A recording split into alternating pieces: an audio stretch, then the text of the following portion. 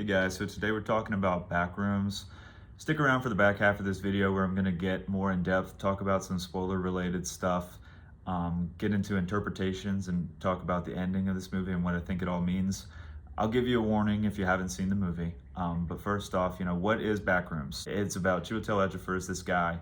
He works in a warehouse and he finds this hidden back room that is it's basically a maze of these fluorescent yellow office hallways that seemingly never end and may not follow the laws of the natural world. I had no exposure to Backrooms before. I knew it was a YouTube series and I was gonna get familiar with it just because I like to be informed, but I thought, why not offer the perspective of someone who's first exposure is the movie. So I decided to go in blind, and I did like it. It doesn't totally work for me, but we'll start with the strengths of it. The biggest compliment I could give this movie is that it respects the audience's intelligence. It doesn't rely on spooky things that jump out and say ooga booga, even though I do like those things sometimes. It relies more heavily on its mood and its ideas and creating a sense of dread that permeates the whole thing. And a lot of that is due to the production design, the acting, strong performances, and definitely the sound design. It had this this ambience. I'd almost call it lo-fi horror. Like, I'd almost compare it to Skinamarink or I Saw the TV Glow, which that might be a superficial comparison, but they explore worlds that are it's like this uncanny valley that is familiar yet inaccessible. You get a real sense of claustrophobia the whole time you're watching, just because all of the hallways and crawl spaces and people have to crawl through tunnels, and a lot of it takes place indoors. Chiwetel Ejiofor's character even lives in the warehouse where he works. And so he hardly ever leaves, it seems like. And I hardly remember any scenes outside. And the ones that I remember are outside, they have these oppressive angles where it's from the ground and a person is looking directly down at the camera, blocking the sky. I found the middle section of the movie the most engaging, just when we're taking that time to explore the space, and it's new and very uncertain and you don't know what is going to be around any corner. There's a sequence that's some first person sequences that I feel like are the strongest parts of the movie. You don't know what's going to come or what's going to come around when you look over it's kind of like The Shining with the kid on the tricycle. Going down the hallways, or even like playing the Slender Man game. It also has a similarity to The Shining as far as the spatial impossibilities. The layout is wrong. You know that it's otherworldly. That all being said, giving all the props to Kane Parsons that I can, this movie didn't totally work for me, and I'll get into it. The third act really loses me.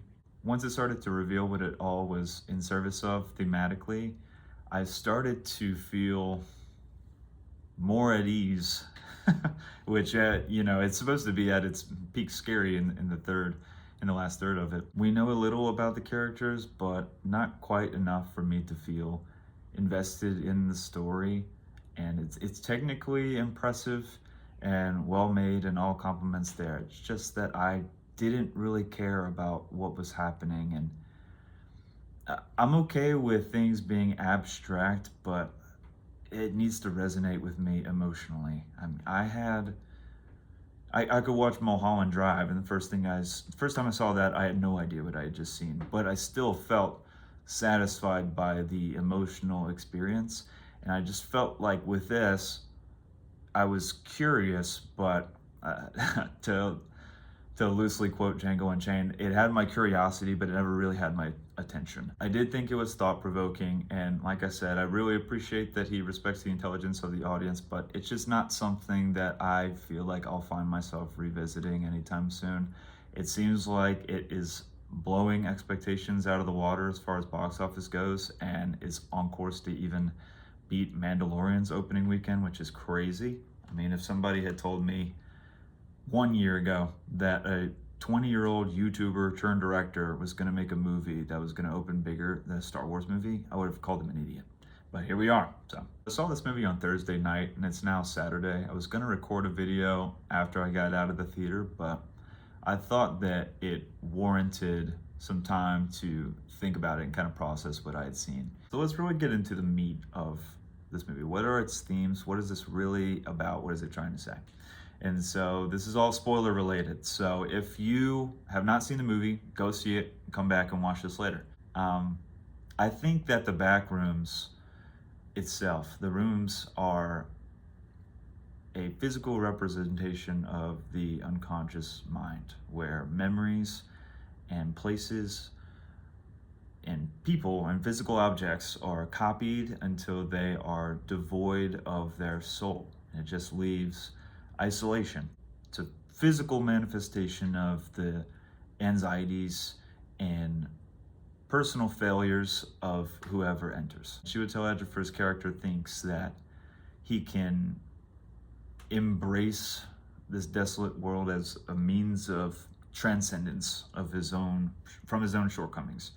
He's obviously wrong, because it literally consumes him and takes a bite out of him and he dies. The therapist character, she doesn't believe that and she escapes, or maybe she doesn't, depending on how you interpret the end of the movie. I choose to see it as she does get out.